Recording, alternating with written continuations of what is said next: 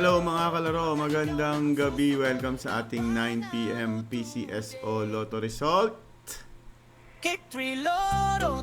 Ngayong June 20, 2026, hawakan na po ang ticket nyo para sa 642 at 655 dahil eto na ang resulta ng Lotto kasama ang 6D, 3D at 2D. Kung first time ka, huwag kalimutan mag-subscribe para lagi kang updated. Okay, eto na po ang resulta ng Lotto. Thank you very much kung tumaya ka sa Lotto Outlet natin sa Facebook.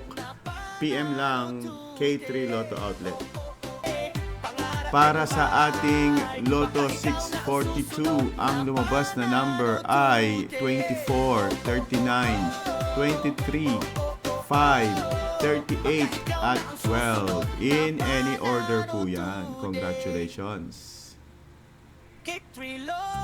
Para sa ating Grand Lotto 655, ang lumabas na number ay 24, 10, 55, 36, 4, and 41. Again, in any order po yan. Kahit rumble, pwede. Panalo ka pa rin.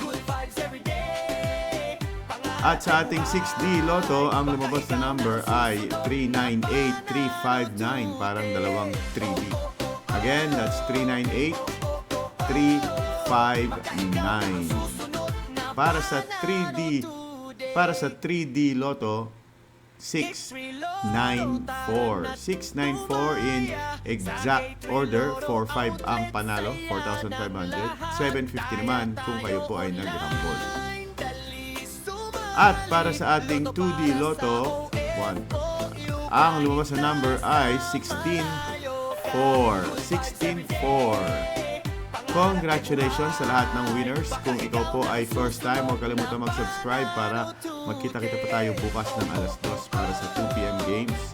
Sa lahat po ng tumaya ng Lotto sa ating Lotto Outlet sa Facebook, maraming salamat. Yung hindi pa nasusubukan, i-message nyo na ako sa K3 Lotto Outlet Facebook page.